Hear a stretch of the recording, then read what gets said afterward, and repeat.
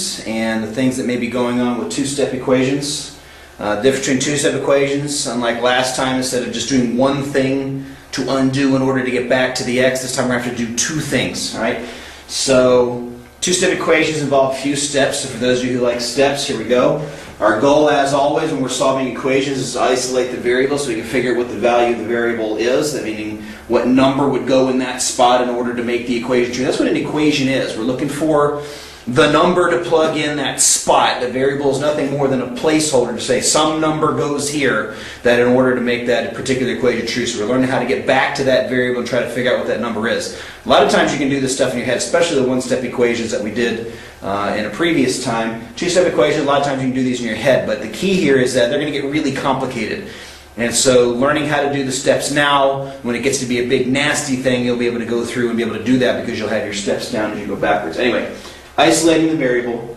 First thing you want to do is you want to undo any addition or subtraction. That's an important thing to remember and understand. We're going in the reverse order of operations. All right? We're used to, please excuse my dear Aunt Sally, parentheses, exponents, multiplication, division, addition, and subtraction. We're actually go backwards when we're solving, because solving is kind of like you're undoing everything. So if you did everything in the correct order of operations, you undo it by going in the opposite direction. So what we're going to be looking for here is to undo the addition and subtraction stuff first. They're actually, you don't have to particularly follow this format. There are some other ways to do it, but this is a good way to learn the first time to get used to what's going on, and you can kind of see some of the variations that will go on.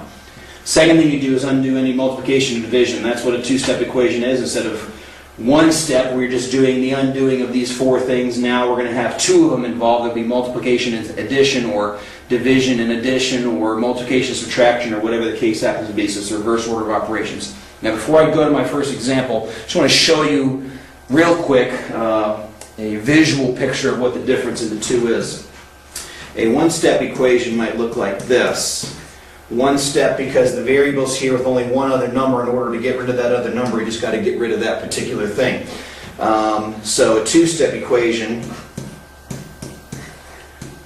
would look like that. Two steps because my variable's buried in here. It's got multiplication involved. It's got addition involved. Everything's with relation to the variable that happens to be there. All right. So that's two-step equation. That's one-step equation. Let's look at a couple of examples. All right. First example I have up here is 3x plus 7 is equal to 22. I'm going in my reverse order of operations, so I have multiplication here, implied. I have addition here. Reverse order of operations says you get rid of the addition first. So I'm going to subtract 7 from both sides. All right? So minus 7 from both sides. 7 minus 7 is 0. And that's going to leave 3x on this side is equal to 22 minus 7, which is 15. All right? So 3x is equal to 15. The next thing you want to do is get rid of the multiplication. I get rid of multiplication by dividing. And 3 divided by 3 is 1. 1 times x is x. 15 divided by 3 is 5. So that's what we end up with. I'm going to go back and check it. 3 times 5 plus 7 should turn out to be 22. So that's 15 plus 7 is 22. 22 matches 22. I'm correct. All right? That lets me know that what it is that I've done turns out to be the correct answer. All right? You can feel free to pause these next three examples if you want to. Give it a try yourself, and then look and see if your work matches mine, or you can kind of just follow through if you want to. All right, so negative 6x minus 5 is equal to 16. I have a multiplication and a subtraction, so I'm going to undo the subtraction first. So it's minus 5, so I'm going to add 5 to both sides.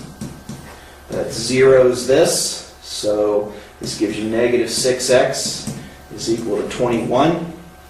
This is now multiplication, so I divide both sides by negative 6. Negative 6 divided by negative 6 is 1. 1 times x is x. 21 divided by 6, I know this is going to be negative because positive divided by negative is negative. It's an odd number of negatives. 21 divided by 6, 6 goes into 21 3 times with 3 left over. So this is 3.5. You could write it as 3.5 if you wanted to. It's just as correct.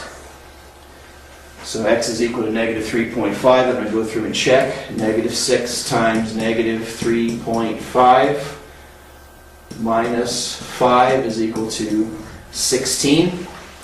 All right, negative 6 times negative 3.5 is going to be positive. 6 times 3 is 18. 6 times a half is 3, so that's 18 plus 3, which is 21. 21 minus 5 is equal to 16, and indeed 16 is equal to 16, so that's correct answer. So that's the idea of what's happening here. That's the check. Here's my work, and this is the way I expect the format to be done. All right, taking a look at a division one here real quick. Same thing, I have x, everything in relation to x. I have a divide by 8, and I have a plus 5. I'm going to undo the addition first. This will zero out, so x divided by 8 is equal to 13 minus 5, which is 8. And then I undo division with multiplication, multiply both sides by 8. And these 8's cancel to give me 1, so x turns out to be 64. Alright, so I think that's my solution. So I go back to my original equation. 64 divided by 8 plus 5 should be equal to 13. Notice I dropped the parentheses, and I really wouldn't write it here. I would hopefully have it written on a test as x divided by 8 like that. It also could be written as 1/8 x. Those are all the same thing. I'm going to talk about that one here in just a minute. I'm going to do 2 more examples instead of just 1. 64 divided by 8 is 8. 8 plus 5 is 13. 13 matches 13. So there we go. We got a correct answer. There's the work. There's your check. And now I want to take a look at 2 more special examples. All right.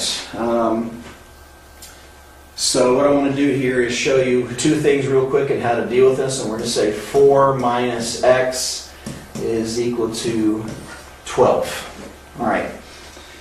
This situation throws a lot of students off because of the minus x. It doesn't change anything. The order doesn't change anything. I still have 2 operations going on here. I have a 4. Since this 4 is positive, it's technically added. And we undo that with subtraction.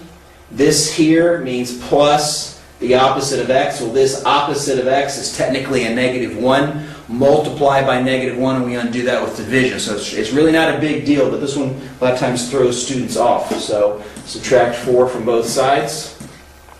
That's going to zero out these 4s. This is going to leave the opposite of x is equal to 12 minus 4, which is 8. And then I get rid of the opposite of x, or -1x, by dividing by -1, which doesn't really do much other than just changes the signs. In this case, it turns out to be x is equal to -8. That doesn't look much like an equal sign. And then I can check it. 4 minus -8 is equal to 12. You may have learned the slash thing. Subtract a negative. Slash turns into an addition sign. That becomes 12 is equal to 12. So that works. All right. And then real quick, I'm going to show you what to do with one other situation that you'll run into. And that is this. If you have 2x over 3 plus 9 is equal to, say, 15. A lot of students kind of a little bit freak out about this 2/3. It's not a big deal, and I'll explain why in just a second. First of all, let's work on getting rid of that 9 that's there, since it's plus 9. My order of operation says deal with the addition one first, so I'm going to subtract 9 from both sides. Zero out those 9s, you get 2/3, or 2x over 3 is equal to 15 minus 9, which is 6. All right. Now, what freaks kids out about this thing is they don't, oh, there's 2 of it. It doesn't matter if there's 2 of them. You would get rid of the 2 by dividing. You would get rid of the 3 by multiplying. And so what we do is we call that a reciprocal. I'm going to do them both at the same time. I multiply by the reciprocal, which is 3/2, right? That puts 3 divided by 3, which is 1, 2 divided by 2, which is also 1, and that's going to leave x by itself. And then I need 3/2 over here. 2 goes into 6 3 times. 3 times 3 is 9, so there's your solution. Not a big deal. Just dealing with the reciprocal in that particular case is just the take your fraction that you have there and turn it over. Now before I do the check, let me show you one other thing. 2x over 3 is the same thing as 2/3 x. Now this is a fraction thing that's going on here, but this x is technically over 1. Multiplying the numerators would give you 2x. Multiplying the denominators would give you 3. So this thing and this thing are the same thing, and they would be dealt with in the same way. Some students like to write it that way. Some students like to write it that way. And you just need to be able to deal with both of them. All right, going back to the original equation, I have 2/3 times 9 plus 9 is supposed to be equal to 15. So 3 goes into 9 3 times. 2 times 3 is 6. And then 9 plus 6 is indeed 15. So my check checks. All right. So that's two-step equations. Dealing with the fractions, dealing with subtracting the variable, not really a big deal. Deal with anything that's added or subtracted to your variable first. Deal with anything that's multiplied or divided second. This fraction thing is just a form of multiplication and division, which we deal with as a reciprocal. So that's two-step equations for you. Until next time, see ya!